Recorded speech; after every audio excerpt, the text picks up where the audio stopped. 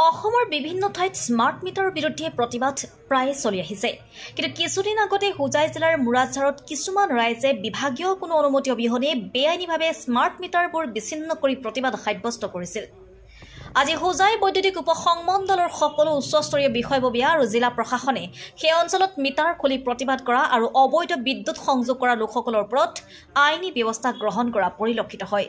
যিহেতু ৰাইজৰ সুবিধাৰ্থে চৰকাৰে হেল্পলাইন নম্বৰ তথা বিদ্যুৎ বিভাগ অফিচ আৰু কৰ্মচাৰীসকলক উপলব্ধ ৰাখিছে, কিন্তু সেইসকল প্ৰতিবাদকাৰী ৰাইজে বিভাগীয় কোনো আলোচনা নকৰাকৈ এনেকৈ আইন অমান্য কৰাটো এটা অপৰাধ বুলি হোজাই জিলা প্ৰশাসনে কেইজনমান প্ৰতিবাদকাৰীক আটক কৰিছে। 5 তাৰিখে মুৰাদঝাৰ থানাত উপ আৰক্ষী অধীক্ষকৰ লগতে মুৰাদঝাৰ থানাৰ ভাৰপ্ৰাপ্ত আৰক্ষী বিষয়া আৰু হোজাই বিদ্যুৎ উপসংমণ্ডলৰ সমূহ বিষয়ববীয়াই উপস্থিত থাকি যিকেইটা অঞ্চলৰ মিটাৰ বেআইনীভাৱে খুলি আনি প্ৰতিবাদ কৰা হৈছে সেই অঞ্চলৰ গাঁওবুঢ়া আৰু ৰাইজৰ মাতি আনি এক আলোচনাত মিলিত হয়। সেই আলোচনাত মিটাৰসমূহ কোনো অনুমতি নোলোৱাকৈ খুলি অনাৰ সন্মুখত ভাঙি পেলাই আইন হাতত তুলি লোৱাৰো এক অপৰাধ আছিল। সেইবাবে আৰক্ষী অধীক্ষক মহোদয়ে আলোচনাৰ মৰ্মে মিটাৰ খুলি দিয়া সেই গ্ৰাহকসকলৰ ঘৰতে ক্ষেত্ৰ দৰ্শন কৰিবলৈ বিভাগীয় বিষয়া কৰ্মচাৰীৰ এটা সজাতি দল লগত লৈ প্ৰত্যেকখন ঘৰ পৰ্যবেক্ষণ কৰে।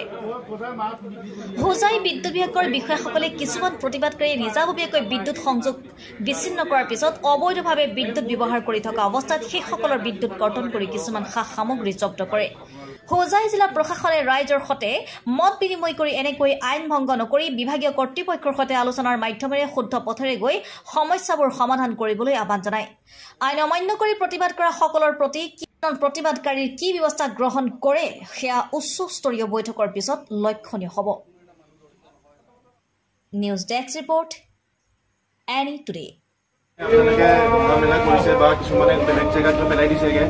কিন্তু যদি তেনেকুৱা কিবা এটা যদি খবৰ আপোনালোকৰ সঁচাকৈ যদি পাবলগীয়া হ'লহেঁতেন এইটো মানে চৰকাৰৰ ফালৰ পৰা আহিলহেঁতেন ন। তেনেকুৱা কিছুমান মানে মিছ ইনফৰ্মেশ্যন বা ৰিউমৰ কিছুমান ওলাই থাকে আৰু এইকেইদিনটো বহুতে ধৰি লওক স্মাৰ্ট মিটাৰৰ এগেইনষ্টত প্ৰতিবাদ কৰি আছে। এইটো বস্তুটো একো ভেৰিফাইড নহয় হা। কি মানে মিটাৰত যিটো ধৰি লওক কেতিয়াবা যিটো আমি বিল কৰোঁ সেইটো যে যিমান কাটিব লাগে তাতকৈ যে বেছি কাটি আছে সেই বস্তুটো এতিয়াও ভেৰিফাইড নহয় মানে হা। এইটোৰ পৰা APDCL আৰু চৰকাৰে শক্তি বিভাগে এতিয়াও চেক কৰি আছে কি, আৰু তেওঁলোকে CM ছাৰেও কৈছে কি মানে যিবিলাক মানুহে কৈ আছে কি স্মাৰ্ট মিটাৰত বেছি বিল উঠি আছে তেওঁলোকে নিজে মেনুৱেল মিটাৰ এটা বহাই পেলাই চেক কৰিব পাৰে। মানে মেনুৱেল মিটাৰত যিমান ইউনিটছ মানে যাব স্মাৰ্ট মিটাৰটো ছেইম নম্বৰ অফ ইউনিটছহে যাব। মানে এইটো CM ছাৰে যোৱা সপ্তাহত কথাটো ঘোষণা কৰিছে, ঠিক আছে। আৰু যিহেতু মানে এইটো এটা মানে এটা অপৰাধ হ'ল ন যে এই পাব্লিক প্ৰপাৰ্টিটো আহি পেলাই ইয়াতে ভাঙি দিছে আৰু ধৰি লওক তাৰপিছত আকৌ ইলেক্ট্ৰিচিটি লাইনৰ পৰা নিজে বস্তুটো টানিছে। গতিকে এইবিলাক এনেকুৱা হ'লেতো মানে যদিও আপোনালোকে ইলেক্ট্ৰিচিটি পায় বাট এইটো আইন বিৰোধী হয় নহয়। গতিকে আইন বিৰোধী কামত আপোনালোক লিপ্ত নহ'ব আৰু সকলোকে ক'ব কি এনেকুৱা যাতে কাম নকৰে, ঠিক আছে। আৰু যিখিনি আমাৰ প্ৰশাসনৰ পৰা ব্যৱস্থা ল'ব লাগে আমি ল'ম।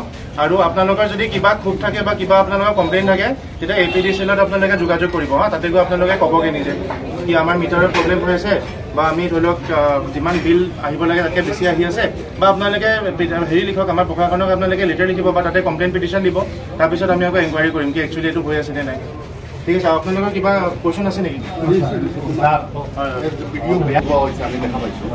কথা হ'ল ছাৰ এইটো এই যিখিনি পাব্লিক আমাৰ ইয়াত যিখিনি প্ৰতিবাদ হৈছে ইয়াত কোনো এজন NGOৰ লগত কোনো এটা মানুহ জড়িত নহয়, কোনো এটা দল সংগঠনৰ মানুহ জড়িত নহয়। বিগত দিনত আমাৰ মুৰাদাৰত যিখিনি প্ৰতিবাদ হৈছে তাত জনা শুনা একেবাৰে 99% যিখিনি আছে তেওঁলোকে প্ৰতিবাদ কৰিছে। প্ৰতিবাদৰ এটা যিখিনি প্ৰপাৰ্টি ডেমেজ হৈছিল ৰিচেণ্ট ধৰি লওক এটা মিটাৰৰ 10,000 মোৰ দেন 10,000 এটা কষ্ট আহে।